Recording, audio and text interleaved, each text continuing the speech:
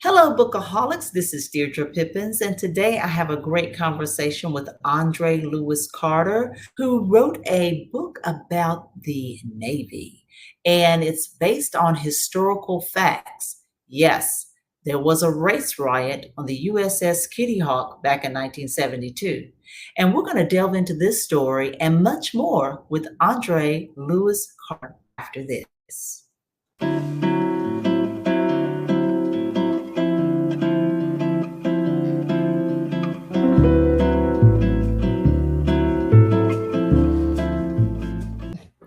Hello, Andre. Welcome to the Hi, Bookaholic podcast.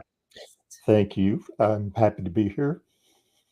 Yes, well, we are so glad to have you here to bring us a piece of, at least from my perspective, of little Mm. known history. And I can't wait to delve into this because this is going to be a great story. And definitely, I want people to hear this. And I would like for people to pick up a copy of your book because I think it's quite fascinating. Thank you so So, much. yeah, yes. So Mhm. before we get the title of the book and what it's about, tell me Mhm. about your writer's journey. Is this your Mhm. first book? This is the first novel, yes. I've had short stories and poems published, but yeah. You've had some poetry books. Poetry and short stories in magazines. Uh, Okay. I've always written. In fact, if my mother is to be believed, I, when you of the age to uh, do stickmen, she said that I always gave each stickman a backstory. So apparently, I was always a creator. But yeah, I actually in 2004 is when I said yes, I am a writer. Wow. Yeah, sometimes it takes a long time to embrace your Yeah. inner child. You Hmm. know, I was Yeah. speaking to someone about that yesterday, and they didn't come into their own until they were in their 50s, and it's like, wow. So, Mm. sometimes we can waste so much time, but I That's guess right. I guess it's the right time overall, you just Hmm. never know. I guess it is the right time. So, Yeah. so but of course we know from your story that you were once upon a time in the Navy. So did you Yeah. ever do anything between Navy and writing? I wrote while I was in the Navy, but I never wrote any stories specific to the Navy because I was in there and I wanted to get away from that. So yeah, I didn't. Yeah, yeah. Yeah.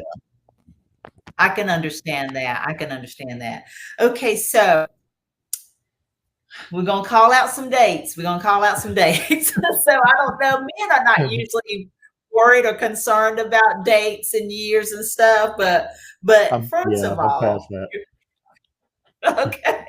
Well, your book is called Between the Devil and the Deep Blue Sea. Now, the Mhm. title of that is just intriguing in and of itself. So Mm. I love that. But you describe it as an early 70s, the early 70s, and therefore it's a historical novel. And I think I shared with you on our pre-call, Yeah. I'm like, the 70s is a historical Yeah, I novel? know. Really? I know, yeah, it's amazing, but yeah. Uh, Very sobering. Anyways, your title of your book is called Between the Devil and the Deep Blue Sea, which is mhm, totally intriguing to me. I love that. mm. Takes place in the 1970s, which terms that now as historical novel, which I can't believe. Yes, But yes. um, yeah, so again, before we delve into the book, okay, so tell us Mhm, about your naval experience. Your rank and why did you go to the Navy and all of these things. mm. I actually ended up in the Navy. I was going to join the Air Force, uh, uh, Oh, but I went to the MEP station, and this Marine recruiter tried to drag me into his office, and the Navy recruiter was across the hall, so I went in there to get away from this guy. Later, I figured out he had worked all this out, but well, while I was waiting for that guy to go away, uh, started talking to the Navy guy and ended up in the Navy.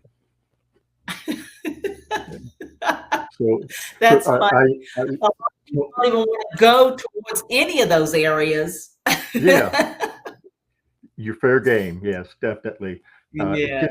They have quotas that they need to make. So, but Oh, I enlisted yes. in '75 and Okay. was enlisted for about 9.5 years, and I got commissioned and I retired as a commander. Oh, wow. Okay. So now Mhm. that's pretty high ranking. That sounds high ranking. Yeah, that's a senior officer. Yeah. Yes, In fact, yes, yes, yes. Okay. it's just a lieutenant colonel in other services. Got you. Got you. Got you. Got you. So I mean, you would have to say you liked the Navy. Yeah, you actually had more fun as an enlisted than I did as an officer. But yeah, no, Yeah. it was good for me and my family. Yes, yes, yes, yes, and I can see that. Once you're a commander or whatever, manager, however you wanna term Right. it, depending Hmm. on what industry you're in, Yeah.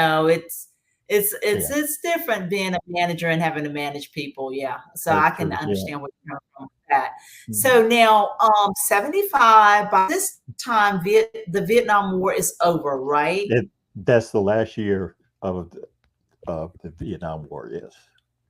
Okay, yeah, so then you didn't have to worry about danger and all of Hmm. these things and wars and all of that kind of stuff. So it was kind of like Not I don't know. not Vietnam, but others. I was in combat though. Oh, Operation yeah, Praying okay. Mantis.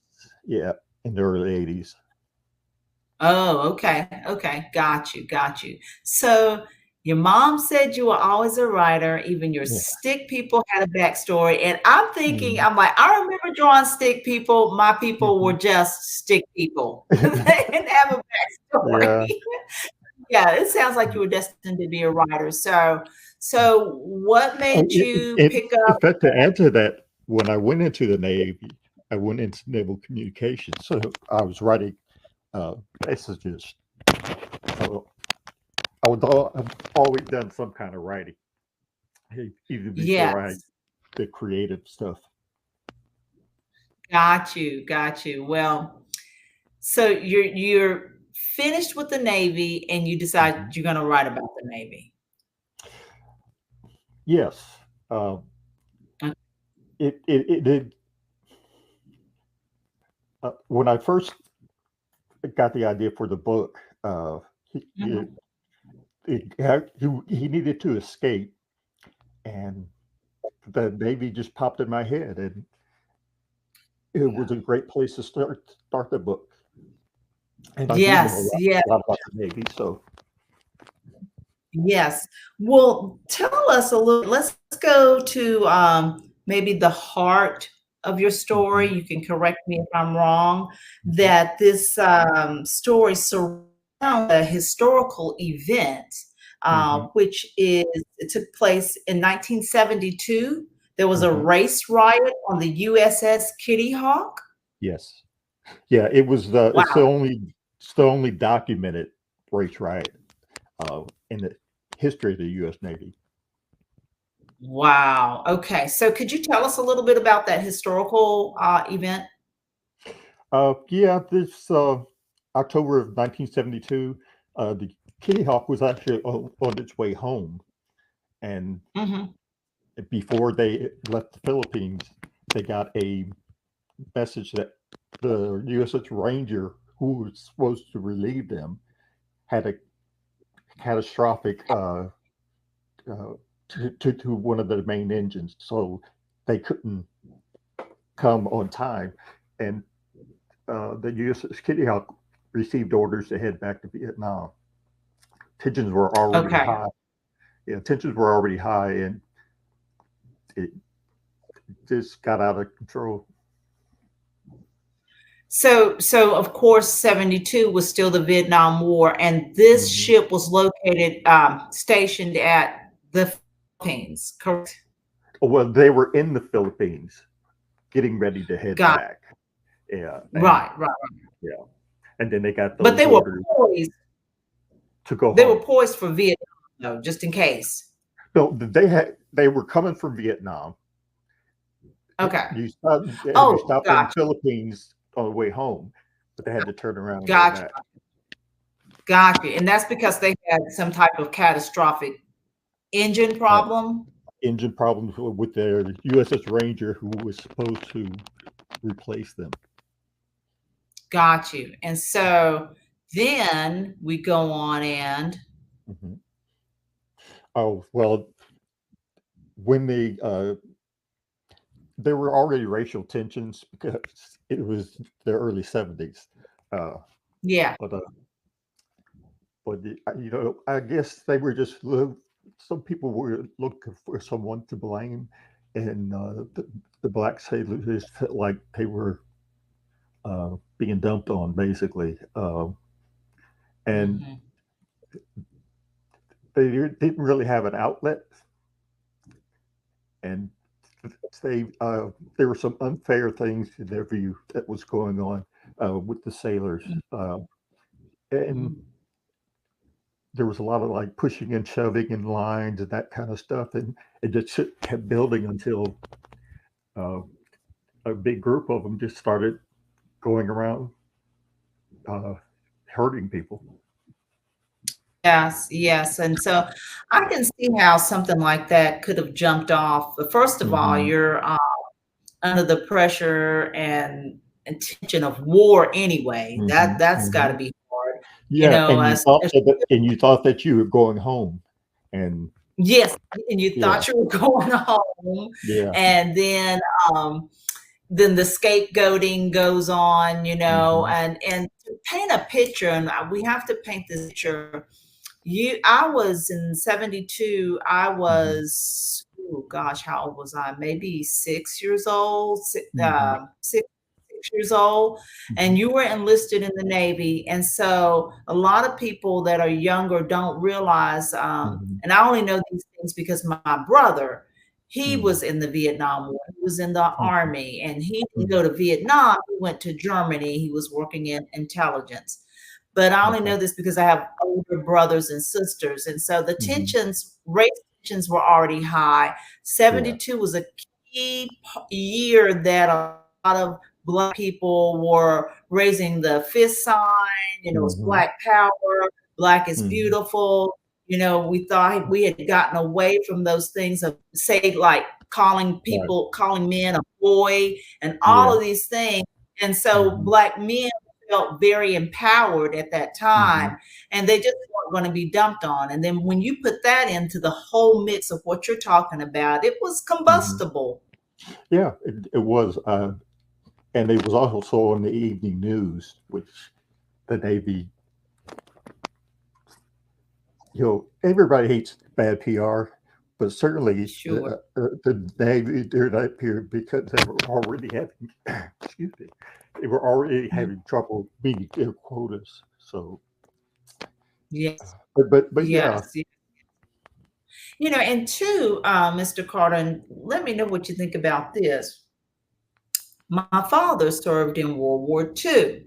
Hmm. So at that time, of course, the Army, not Army, just the Army, but all the armed forces Hmm. were segregated, Hmm. and so now you see movies, fast forward, you see Hmm. movies now, and I see them reflecting back to World War II, and they've got Black soldiers Right. with alongside white soldiers. And I'm like, Right. that's not accurate. Hmm. That is a Hmm. race history.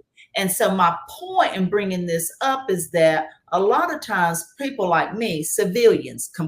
complete civilians that have no Hmm. idea about any of the armed services, Hmm. the United States portrayal of our armed forces is that, that's one of the almost perfect places to be. You're always so, Hmm. oh my gosh, that happened in the Army, or that happened in the Hmm. Navy, or Yeah. that. Yeah. Yeah. There's good, I don't want to say propaganda, but for Hmm. lack of a better word, between you and I, conversation, propaganda Hmm. surrounding our armed forces is that, oh, surely that Hmm. bad stuff can happen. That's an honorable Yeah. service. It's an honorable situation, and surely that can't happen. So, I Hmm. am all about painting the picture of accuracy. And Hmm. so these things happen and could happen, and there's a lot of secrecy that goes on in the armed Mhm. forces to cover up. Like you said, nobody likes bad PR, but Mhm. there's possibly a Yeah, lot of cover up, and it's yeah. trying to be because I hadn't heard of this situation at all. Mm. That's why I tried to include a lot of the documents about when Truman said it supposedly desegregated the services. Those documents are actually real documents. So Yeah. the history that I painted it's is accurate. Yes, yes, yes. Let's delve into your story. Who is the protagonist in this book? Protagonist is Cesar Alvarez, and he's a Okay. young man. Uh, got himself in a bad situation. The title "Between the Devil and the Deep Blue Sea" is a naval idiom for a conundrum, meaning he had choices to make, but none of them were good. So he chose to let the last bad one, which was to go into the Navy. Got you, got you, got you. And so now, is he participating, one of the participants in this race riot of 72, or is this just a surrounding? It's just the surrounding. Yeah, in fact he's a voice of reason uh, as part of his journey, part of his change. Got you. Now, you said his name is Cesar Alvarez. So is he of a Hispanic background Well, or African he's American? Afro-Cuban. He's Afro-Cuban. Yeah. Okay. Okay. Okay. All right. And so why did you, as a writer, why did you pick that background? Yeah, I'm always curious about writers and how they even pick Mhm. names for characters and the Mhm. settings. Your setting is logical because it's coming from personal history. How did Mhm. you settle on your protagonist to be an Afro-Cuban? That's more of a today's kind of. Mhm. Yeah. Well, it was kind of, writers are kind of schizophrenic. So the character told me, so I was going to have it come from New York. And he said, nah, I'm from Florida. So I did some research. Uh, the census to make sure that it was accurate that they had a community in Orlando, Yeah. and it Yeah. was accurate. So I went with it. Got you. Got you. Got you. Got you. Now, so basically, what is going on with Cesar in this book? As I said, he escaped. Um, Basically, they didn't know anything about anything outside of his neighborhood. So Mhm. going into the Navy was like kiss the fire hydrant for him.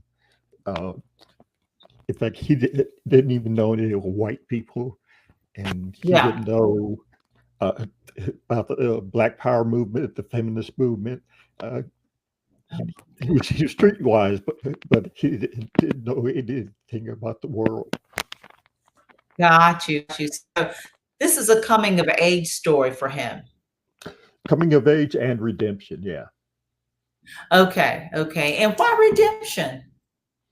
Well, he did, as I said, he was in the neighborhood and he was working for the criminal element, and he had done some really bad Oh, things. So, you got know, you. Got yeah. so it was So, coming of age because it was coming of age because he definitely had to go and escape the mhm, neighborhood. He just kind of mhm, landed there because he's escaping out of there, right? yeah, right, yeah, Yeah, yeah, exactly. yeah.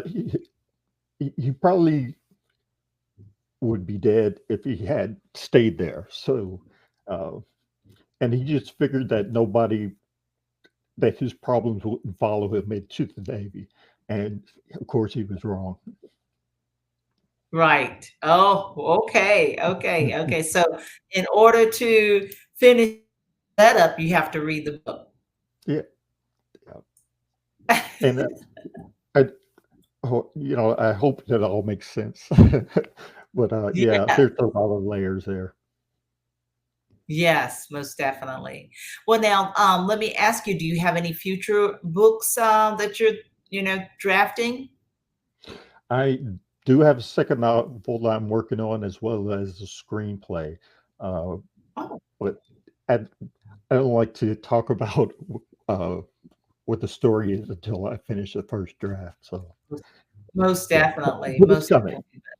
definitely. Good, good, good. Well, for myself, as we've been Mhm. talking and as I've been reading the information, I definitely see the Between the Devil and the Deep Blue Sea. I don't know why that can't be a movie Mhm. or a mini series with all of Mhm. these outlets, Mhm. Showtime, Hulu, all of these outlets. I mean, I could see how Mhm. somebody could easily pick that up. That would be very interesting, especially you said that it's the 50th anniversary of that riot, and Yes, it is. again, this is its own story, and I can just see Mhm. how this could be very explosively popular.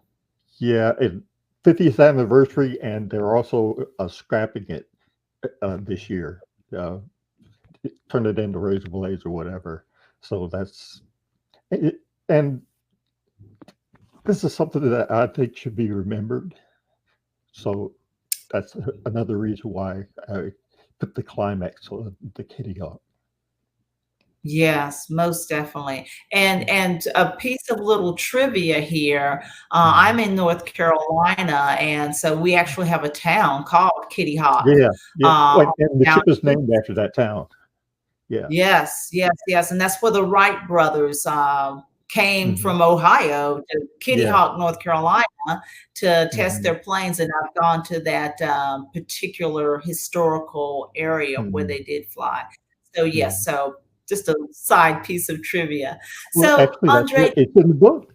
It's in the book. Oh, okay, okay, Yeah. alright, good, good, good, and, so where real quick, where was the Kitty Hawk stationed? We knew it had to go to Vietnam, and it was on Mhm. its way home from the Mhm. Philippines, but where was it stationed? In San Diego, but there's it was a station with the smaller ships. They had a special place for the carriers. But yeah, they're Got homeported in San Diego. got you, got you, got you. Okay, well, so where can people find or buy, Between the Devil and the Deep Blue Sea, Andre? Well, it's the usual suspects, Barnes& and Noble, Amazon, book.org, uh, and also a local bookstore, Powell's Books, actually has some signed copies that are available. Oh, And, and if you go to my website, I actually have links to all of that stuff. And my website perfect. is Well, yes. and my website is andrelewiscarter.com. Wonderful. Easy to remember, but if you can't remember, we certainly will have all of Andre's contact information down below in the show notes of the podcast. And we'll also have his information in the description box on the YouTube channel. So there you go. Well, Andre, thank you so much for joining the Bookaholic podcast. We appreciate you, and I can't wait to read this exciting history. Well, thank you. I've really enjoyed myself, and I'm definitely going to watch your show more often. Well, thank you so much. I appreciate the support, Yeah. and we'll be looking out for you and your next project. All right. Thanks. Thank you. Thank you for joining the Bookaholic podcast. We appreciate your support. Remember to subscribe to the podcast, follow us on Instagram at True Bookaholic. You can also email us at readingjunkie@book-a-holic.com. Don't forget to support your local library and independent bookstores.